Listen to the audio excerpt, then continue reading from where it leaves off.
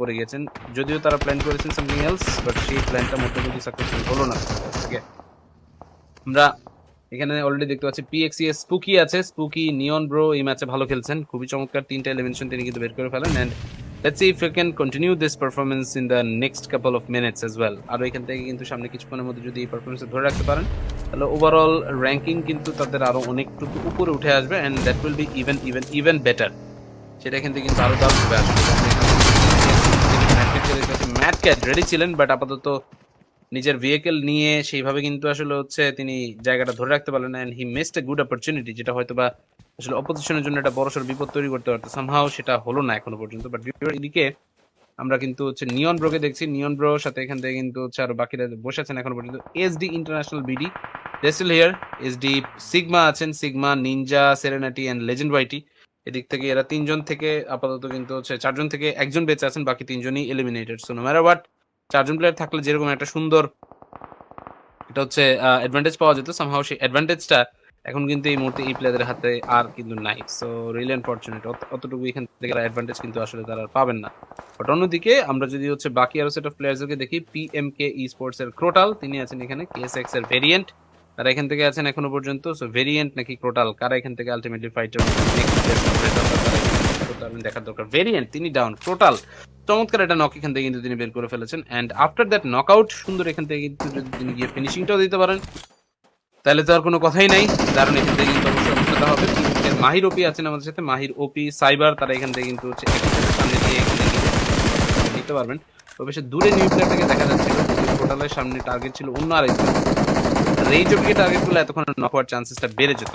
Somehow এখান থেকে range ওপি নয়, তার অন্য আরেকজন টিমের দিকে কিন্তু এখান থেকে টিমের দিকে কিন্তু এখান থেকে গুলিতে চালানো শুরু করেছেন, যেটার কারণে প্রথম নকের পসিবিলিটিটা কিন্তু শেষ হয়ে গেল। M4 কুইন্স তারা কিন্তু আসলে এই মুহূর্তে এলিমিনেটেড। সো ম্যাড 4 কুইন্স তারা এখান থেকে ডাউন, এলিমিনেটেড রাইট নাও। এখান থেকে হয়তোবা আমরা যেরকম ভাবছিলাম পারফরমেন্স অতটা আসলে এখান থেকে তারা দিতে পারেন নাই, বাট অন্যদিকে কেএসএক্স তারা এখান থেকে দেখা যাচ্ছে এন্ড ওভারঅল রেজাল্ট নিয়ে আসতে পারেন। এখন পর্যন্ত মৃধা কিন্তু বেঁচে আছেন আমার সাথে, মৃধা 4 এলিমিনেশন পয়েন্ট পেয়েছেন। রেজ তিনি এখান থেকে কিন্তু এলিমিনেশন পয়েন্ট একটা নেই, যদিও এখান থেকে বেঁচে আছেন। সো আমার মনে হয় বাকি টিমমেটরা যদি কিল পয়েন্ট পিক করার চিন্তা থাকে, এই প্লেয়ারের উচিত আসলে সার্ভাইভাল পয়েন্ট কতটুকু নেওয়া যায় সেটার উপরে পিক করা, সেটা এখান থেকে কিন্তু তারা টার্গেট করলে I feel like that will be even better. Mridha একটু পরে ডান থেকে দেখতে পাওয়ার কথা, এবং ডানতে তার আগে রেই জবিকে দেখে ফেলেছে, দ্যাট মিনস মৃধা সে যে এই জায়গায় থাকতে পারে এটাও কিন্তু একটা চান্স হবে right now. Very good knock out against Dante, এখান থেকে গাড়ি নিয়ে হয়তো চলে যেতে আমরা দেখতে পারি, বাট না, এখান থেকে সেই যাওয়ারও সুযোগ পেল না। তার আগেই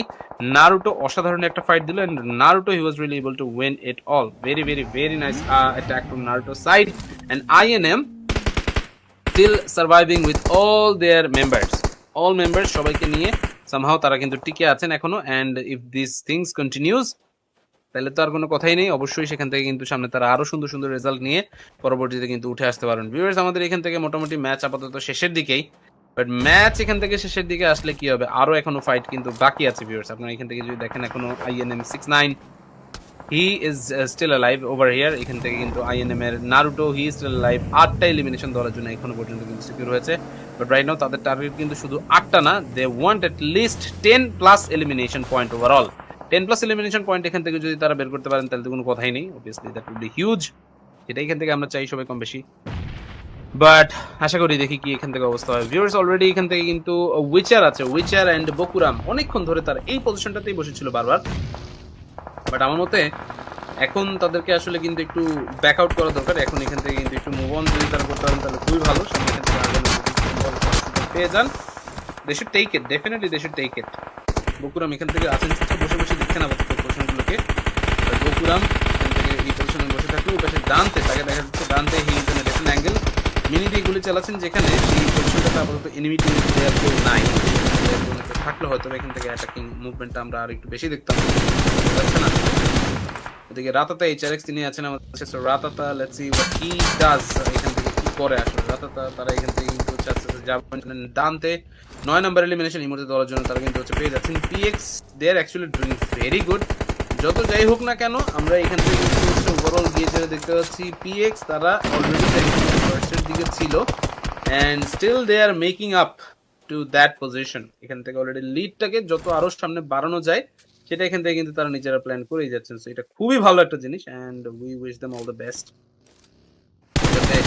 তারা সামনে আরো ভালো করতে পারেন। রাইট নাও রাতে এইচআরএক্স একা আছেন এখান থেকে INM and Dante, okay that's nice. Dante was taken down with a headshot, very nice headshot ছিল এটা, এন্ড এই হেডশটের পর বাকি তিনজন প্লেয়ার একই জায়গাতে। সো যদি কোনো কারণে এখান থেকে আরো দুই একটা নকআউট বের করে ফেলা যায় তাহলে তো বেশ চমৎকার। Definitely good possible thinking. এদিক থেকে আমরা দেখতে পাচ্ছি এই মুহূর্তে রাতাতে এইচআরএক্স তিনি এখানে একা থাকলে নো ওয়ান, আর বাকিরা সামনে যতটুকু পারা যায় স্মোক টোক দিয়ে তারা কিন্তু চেষ্টা করছেন এগিয়ে যাওয়ার। এগিয়ে যেতে যেতে পথে যদি দেখে ফেলেন তাহলে তো কথাই নেই। রাতাতে এইচআরএক্স তিনি একা থাকলে এই মুহূর্তে কিন্তু চেষ্টা করছেন আসলে স্মোকটা, যেহেতু এনিমিরা দিয়েছে, এনিমিরা স্মোকের ভিতরে তারা নড়াচড়া করবে সেই সুযোগ কাজে লাগিয়ে সামনে এগোনো। But Naruto had different plans, and এরই মাধ্যমে INM sports has taken the winner chicken dinner home.